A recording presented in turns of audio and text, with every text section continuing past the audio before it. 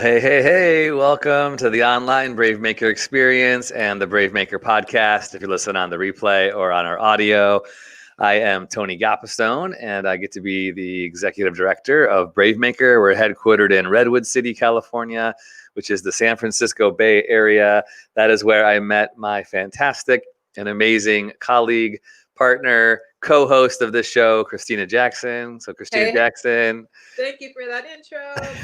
Time. Oh, Tony, it's great to be back. I'm so excited for today's show. And we're in October already. This is super wild. It's the beginning of a new month, kind of the countdown to the end of 2020, which I know we're all ready for. We're ready to move on. But before we bring in our special guest, why don't we just do what have you been working on lately? What's going on with you, Christina? What are you doing? And I'll share a little bit of what I'm doing. Well, what we're doing together, I'm super excited. I'm starting a short film class today, and I already wrote a short film, and he's in it. And it's a romantic horror movie, very much inspired by one of our recent guests, Josh Rubin. Yes, come on. So that's what I'm working on. I also wrote a sketch, a comedy sketch, which Tony's also in. So that's going to be really cool to bring it on. That's going to be really cool to bring to life. We just had a meeting where we were talking about what can we do with the resources we have. Yep. And we have access to each other. So what could we do? So that really inspired the writing that I'm doing now. So I'm excited to start the short film class, and I'm still working on my comic book, hence the King T'Challa shirt today. So yeah, that's what I've been up to. So if you are listening and you're not watching right now because you're listening to the podcast, you might have missed on some of our live shows that Christina has committed to public appearances wearing superhero costumes until she gets her publishing of her comic book, which is a really cool commitment. So I love that she's incentivized to motivate herself and to do something external that really sometimes when we do those little external things, they tend to motivate us internally. I love that. I think that's really cool. It has been working. I feel much more accountable now that I've said this out publicly. So yeah. I think the accountability piece is a real huge part of the creative process. You heard Christina talk about our classes. One of the things that we do through Brave Maker is really try to offer affordable classes for people to basically just commit. Like some classes, if you go to studios in LA, well, everything's online now, but New York, you can do these classes online. They're hundreds of dollars. Some of them are thousands of dollars. And we're just trying to say, hey, literally $25 a class will help you move your story forward. So go to bravemaker.com/classes. We have an October class that's just starting, and then also have a November short film class too. So I'm excited to hear about these projects that you have written that I get to be a part about. That's cool. It's super exciting. And we've been, writing and doing things together. We took the screenwriting class together. So what I would say, if you're listening to this, invest in yourself, invest in the classes. It will be beyond worth it. Yes. Okay, cool. And to bring you up to speed on me, is I am really excited to be in post-production on a short film called Killer Couch that comes out on Halloween. And I see Lupe, our editor across the studio right here, who's in the editing bay right now. I love how I say editing bay. It's just a corner of our studio, but still. He's working on post-production stuff. I met with the sound designer and the composer today to go through sound cues. So we are a full in-house production company. So Christina making her short films will get the benefit of all of this great crew that we have together. So I'm really excited about that. So if you have a short film or a feature film or anything you're trying to produce, would you go to our website, bravemaker.com. You can apply for fiscal sponsorship. You can raise money to make your creative dreams come to life. We're really excited to help partner with you to do that. Super exciting things. Okay, well, we've talked enough about us. Let's bring in our special guest, Tyler Jeffries. Hi. Hey, Hello. Thank you. Yeah, so this is really cool. If you followed us in the past, we do so much now online that our guests, the relationships that we have with them start online. So I am a Livit streamer. That's LIVIT, as is Ty. And we both stream on this new platform, basically like, elephants working for peanuts, trying to get people to give us these. It's so silly. It is so silly if you have not seen it. But you can catch Tyler and I on Livit. But Ty, bring our audience up to speed. Tell us a little bit about yourself. What makes you unique too is you're in the Bay Area, which we're really excited about because so are we. Great. Yeah. So met Tony on the Live It app. Both discovered we are in the Bay Area. We're kind of like admin buddies at this point. I'm doing my admin work. He's doing his admin work. And a lot of the admin work that I am doing is for a show, for an ensemble called Us in the U.S. Us in the U.S. was founded in 2016 by Professor Ann Fahilan of CSU East Bay in Hayward. And I took the liberty of, I'm part of the ensemble, and we kind of take turns doing projects. And I'm never in the director role because I don't choose to be, but in this case I am. So we're putting together, producing a show that's super experimental, very audience inclusive, right? Audience participation, and we're doing it quarantine style. So we're using Zoom, we're using film, we're using some stage stuff. It's going to be crazy. I'm just being introduced to Live It, so can you tell me what is it? How did you discover it? How could someone like, you know, an actor or writer, how could you utilize this platform? Great. Live It, I discovered it through Instagram. This is an agent that I follow on Instagram, and she was like, hey, if you want to live stream, hit me up. So I did. And now I have a contract for a year. And Live It is a place, it's kind of like Twitch, but not like Twitch. Like, it's a little more cutesy. It started in Taiwan and Japan, and it's huge out there in those countries. So you have a lot of those people speaking Mandarin and Japanese on the app. So it's good to kind of learn some of the language as well if you're going to be streaming on there. And really, you can just hop on as a streamer. If you want to be a contracted streamer, you can hit me or Tony up, and we can kind of help you through that process. But it's really easy to download, sign up, and just see what the world is all about. You'll see dancers, actors, singers. There's a lot of content creators on there. And it seems like a lot of the people I meet have ADHD as well. So that's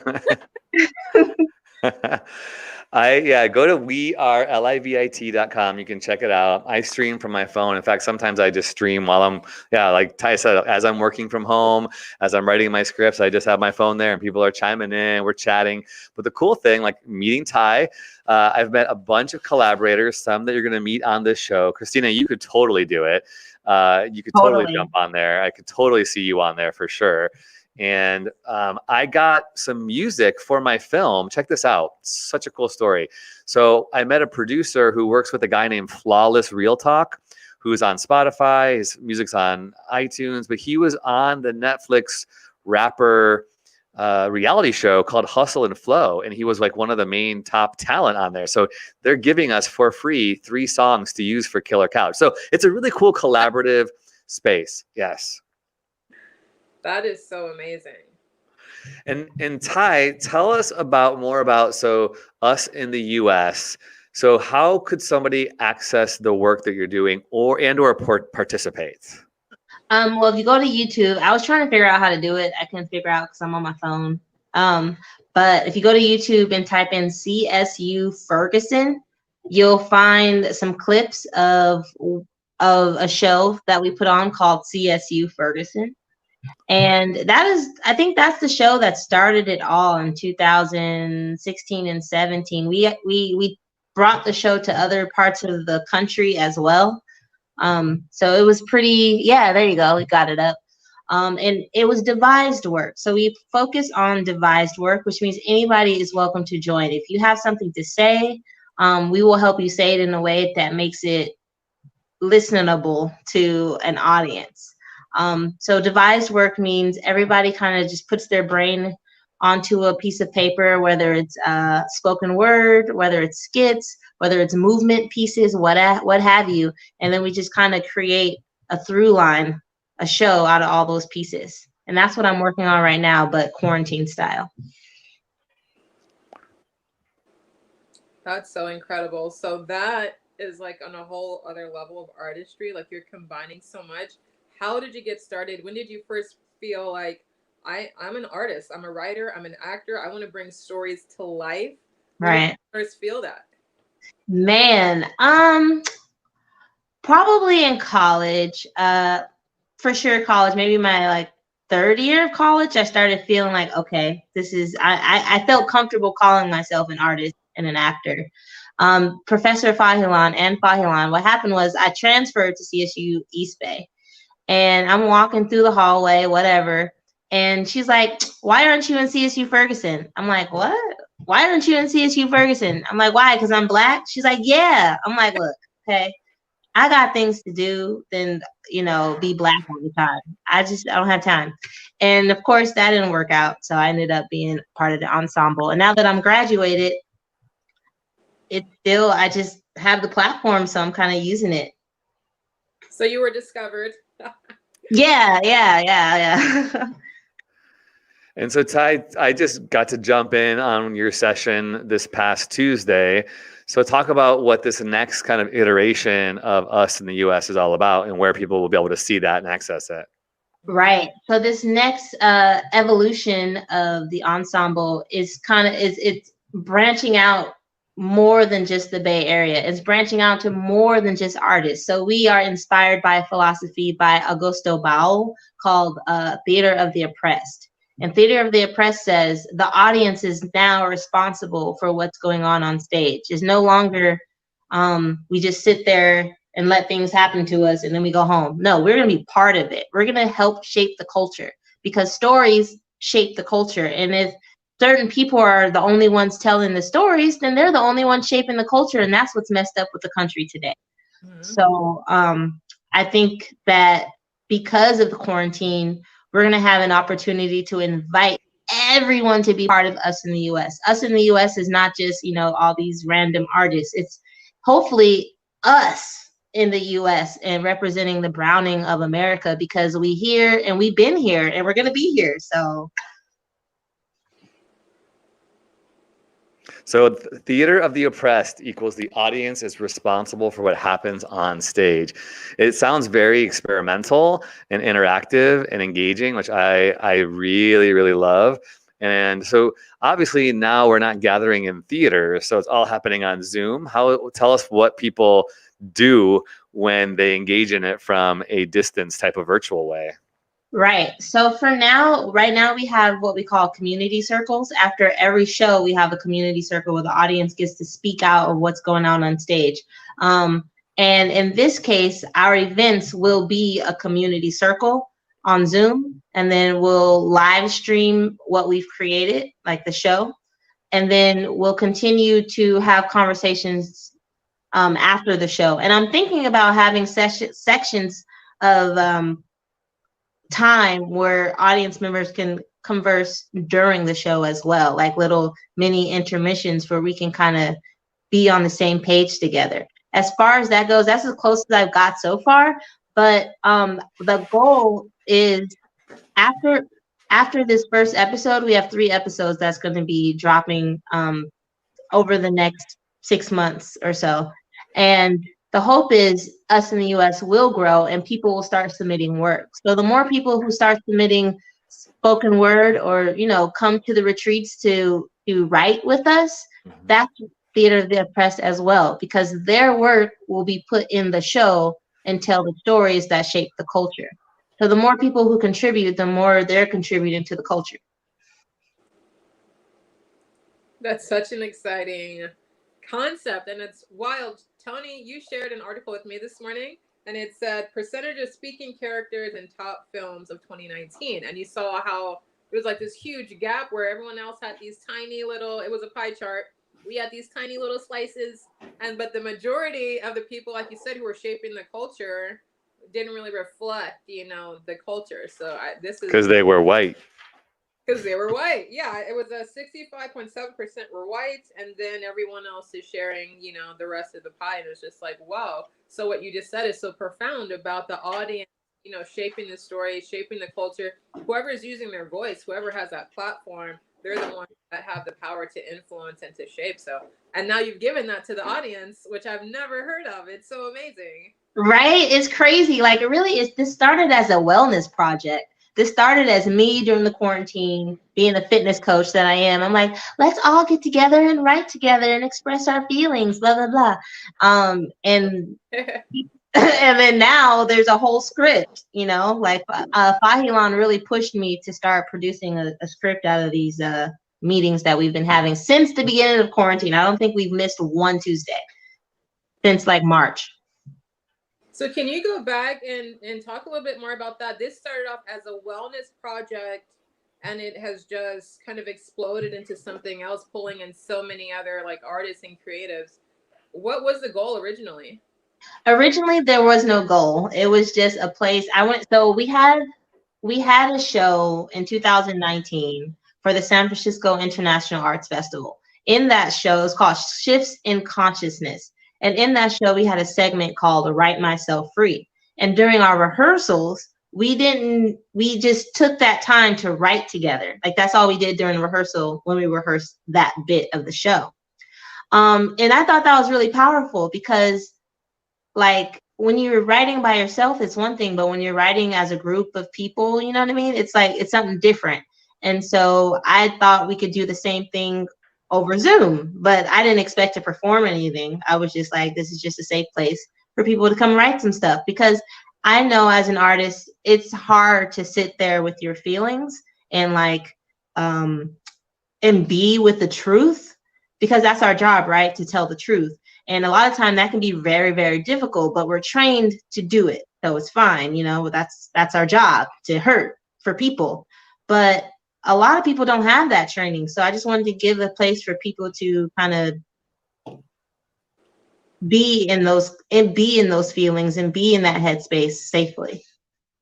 That is so beautiful. So safe space to be authentic, to explore your feelings, and then you're sharing that with others. So that's extremely empowering.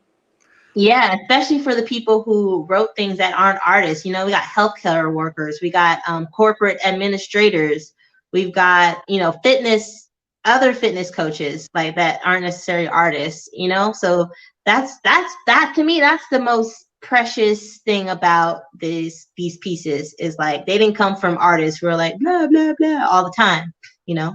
Yeah. Ty, can you repeat? You said something like it's our job as artists to feel. Well, you said, say feel for others.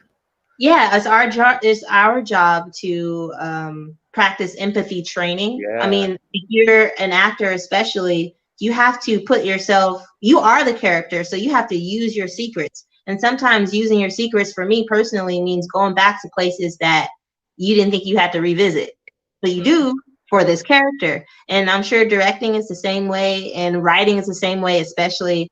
So we're trained. We're like athletes, but like for the heart, almost. You know what I mean? We're trained to break our heart over and over and over again and not die.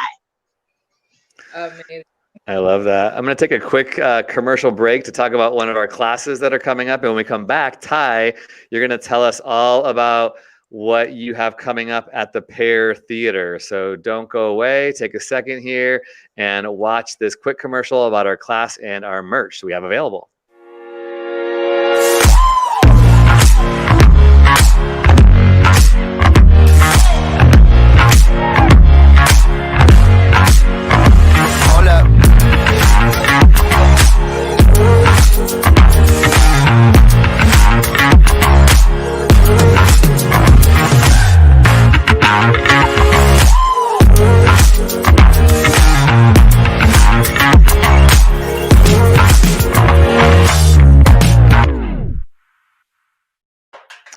Well, welcome back. If you're just finding us live, I'm Tony Gapistone with my co-host Christina Jackson. If you're listening on the replay, we have our guest today, which is Bay Area actor and writer, as well as fitness coach, Tyler Jeffries. And she's just been telling us about her really cool interactive theater experiences that she's offering via Zoom called Theater of the Oppressed. But you also have a online play that's coming out with the Pear Theatre, which is right here in the peninsula. Can you tell us about that?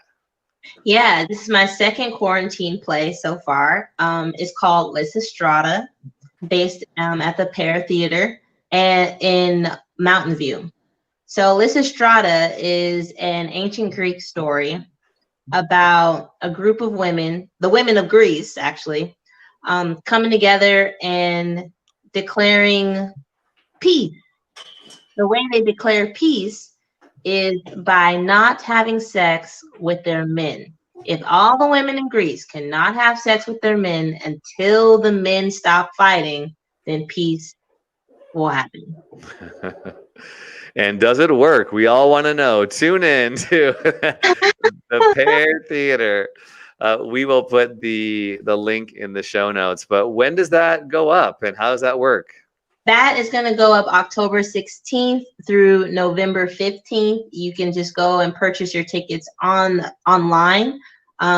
They're set up. I think it's going to be a Zoom, and then they'll put the link in the Zoom, and then you can watch it all live together. I'm pretty sure that's how it's going to go. So we're going to do our filming next weekend. Oh my gosh. Are you ready? Yeah, I'm ready. I'm playing a Spartan, so it's been really fun to kind of dig deep into this Spartan woman, because she's very similar to me. At first, I didn't want to admit it, but I didn't want to. She's similar to me in that, like, she has to kind of repress her own womanhood and femininity in order to do her duty for her people and her culture. And I feel like as a Black woman, it's similar. Like, we don't really get a chance to be feminine very often. So, we're not even seen as women a lot of the time, like actual women. So the Spartan is kind of the same way. So I'm playing her arc similarly to my arc, where she had to like figure out, how does it feel to feel safe? How does it feel to feel like people are going to actually protect you and you don't have to do all the fighting all the time, How do you get ready for a role like this? How have you prepared for Spartan? What is your process? At first, my process was to procrastinate by doing a lot of research on Spartan women and stuff. And then before every workout, I do a 20-minute Spartan workout that I created with heavy weights. I'm not a heavy weights person, but for this, I've been doing heavy weights just to kind of get into that Spartan mode, because Lampedo is very tough. She's very tough, and she's tough because she feels like she has to be, When we were live streaming a couple days ago, because I know that Ty is a fitness coach, I said, okay, give me your best fitness tip. And she just typed in, give up sugar drinks. I was like, no. Yes, they're horrible. Oh man, I take that to heart. That's really good. You all need to follow Ty. You can follow her at her Instagram, and it's ty.enough, spelled ANOUGH. Because she's doing all sorts of fun writing, acting, and fitness stuff over there. And you might even catch a little cosplay if you're into that.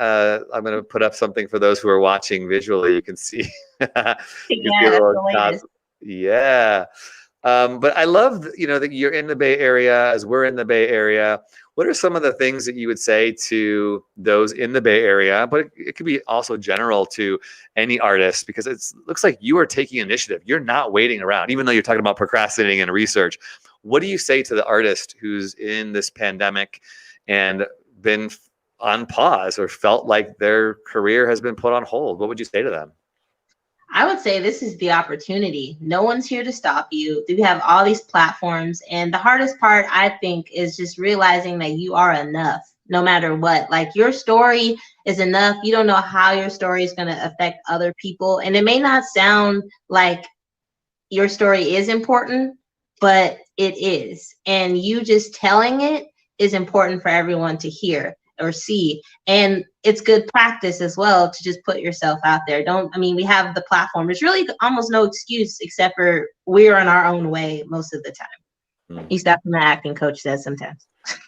How have you gotten out of your own way? I actually watched some of that Harlequin photo shoot that you did. I thought it was amazing. You looked so free and so wild. How do you do that? How do you get out of your head and just be free and be that character?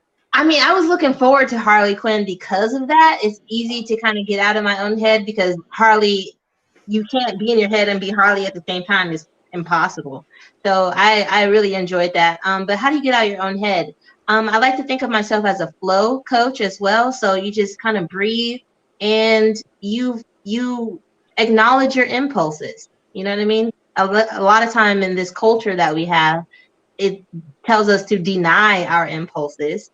And I don't think that's healthy. And I think that's why we all got depression and anxiety and all this other stuff, because it's not fit for the human spirit. So as long as you recognize an impulse, you can go along with it, or you can choose not to. But being aware of these impulses is important, and how you want to like release the energy inside you. Mm-hmm. I dig that. We should do a session on creative flow, like you said, because I think that would be really inspiring to have people get some practice under their belt of how do they keep their mental health intact, and how do you keep yourself inspired with all of these kind of systems. And especially a lot of our audience, we are directed toward marginalized communities and helping people in underrepresented spaces feel valuable and that their voice is important. So I love that you bring a lot of that to the table, Ty. So thank you for that. Maybe we can definitely circle back someday and talk about, we offer some sort of workshop digitally for now. Yeah, I'm down. My fitness page is pretty new. Spinally Free on Instagram focuses on flow and release and fitness. Yeah. Great. Well, cool. Anything else you want people to check out about your work? We talked about the Pear Theatre, Theater of the Oppressed, and we can put more of these links in the show notes. But anything else that people should do to follow up with you? Us in the U.S. is inspired by Theater of the Oppressed. Theater of the Oppressed has been around for many, many, many decades. So if you have time, you can Google it. You should also Google Us in the U.S., our Bay Area ensemble that is growing and growing. And if you like some fitness tips, go to Spinally Free on Instagram. Fantastic. Well, any final thoughts? I think it would also be great to just have a couple words on us as a country, as we are an American podcast, and we are in a very specific and interesting and challenging time as an American people. Let's keep remembering about our goal as creative people is that we get to use our story to impact change, right? We believe stories create culture. And I hear Ty, you saying that a lot. That's why I thought you were a perfect guest for our show. But as two Black women, especially, I just want to say, as the white person in the room here, that my hope is that we white people continue to take responsibility for the racial injustices that we're seeing in our country, in our world, that we speak out, that we recognize that our silence is complicity to some of this violent and threatening and white supremacist type behavior, that we will no longer stand for it. I want to say that I will condemn white supremacy. I'm not here to debate if it's a real thing or not. I'm not here to debate if racism is a real thing or not. There's systemic injustices that need to be righted. And I believe as an artist, we can make change. So, and artists are capable of being political and capable of being active in their communities as well. So don't let anybody ever erase you for who you are, for your color of skin especially, and for your career choice. I get really frustrated when I hear people saying, stick to your art or stick to your sport or stick to comedy. It's like, no. You need to express your voice and tell your story no matter where you are. So those are my words as the white person. I don't put it on Black people to have to erase racism or deal with the problem that we created. I want to be intentional with speaking out about it and doing my part. So ladies, I give you the final word if you want to say anything else before we end our show today. Yeah, I want to jump in and say, as always, Black Lives Matter, Black trans lives matter. Everyone continue working towards liberty and justice for all, and stay safe. Yeah, y'all both said it. Stay safe and stay safe and stay loud. That's right. Stay safe and stay loud. I like that. Stay safe, stay loud. That's good. Stay loud. I like those two words. Stay loud. That's good. We might have to put that one on a t-shirt, Christina. Oh, okay. That's a good one. That's a good one. All right. Well, hey, as always, we need you to know that Bravemaker is a 501c3 nonprofit. We can't do any of this work without you and your help. So we always appreciate if you go to our website and check us out. Go to bravemaker.com, and you can even make a donation there at bravemaker.com/donate. All of your money, whether it's $25 or $500, help us to continue to do this show, offer our low cost classes, and support artists of all kinds and all diverse backgrounds. Please go to bravemaker.com and also sign up for our virtual party. We have a party coming up, digital virtual party on October 24th, Saturday afternoon, 3 p.m. Pacific time, 6 p.m. Eastern Standard Time. We're going to be showing some new material that we have coming up. We're going to be showing a sneak peek at our Piccolo, our animated series that we have. We're also going to be talking about some new projects that we have coming up, and that only is going to be coming first to all of our people, our patrons who join our October 24th. You can see a little image if you're watching us live or on the replay. That's October 24th, 2020, and that's all online. So thanks so much, everybody. Thanks to Tyler Jeffries. Go ahead and follow her at ty.enough. And as always, brave stories change the world, and you are the story.